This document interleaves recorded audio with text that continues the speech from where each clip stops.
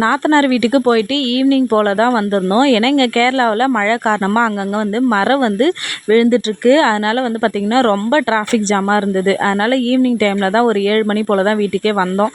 காலையில் டிஃபன் மட்டும் சாப்பிட்டு மதியம் சோறு எதுவுமே செய்யாமல் தான் நாத்தனார் வீட்டுக்கு போயிருந்தோம். ஸோ மதியம் அங்கேயே சாப்பிட்டு முடிச்சிட்டோம். அதனால் சிம்பிளாக வெஜிடபிள் பிரியாணி தான் நைட்டு செஞ்சுருந்தேன். அதுக்கப்புறம் ஒரு முக்கியமான விஷயம் இதில் நான் சொல்லணும் அப்படின்னு நினச்சிருந்தேன். இந்த மழை காலத்தில் கேரளாவுக்கு டூருக்கு போகிறேன்னு சொல்லிட்டு நம்ம ஊர் வெயிலை தாங்க முடியாமல் நிறைய பேர் கேரளாவுக்கு பார்த்திங்கன்னா நல்லாயிருக்கும் அப்படின்னு சொல்லிட்டு இங்கே வருவாங்க.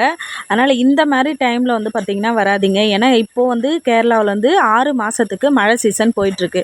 இந்த மாதிரி நேரத்தில் பார்த்திங்கன்னா அதிகமாக மரம் விழுறதுக்கும் நிலச்சரிவு ஏற்படுறதுக்கும் வாய்ப்பு இருக்குது. அதனால தான் நான் சொல்கிறேன். யாருமே நான் சொல்கிறத தயவு செஞ்சு தவறாக எடுத்துக்க வேண்டாம், சாதாரணமாகவும் எடுத்துக்காதீங்க. அவ்வளோதான். இந்த வீடியோ பிடிச்சிருந்தா லைக் பண்ணுங்கள், சப்ஸ்கிரைப் பண்ணுங்கள். வீடியோ பார்த்ததற்கு நன்றி.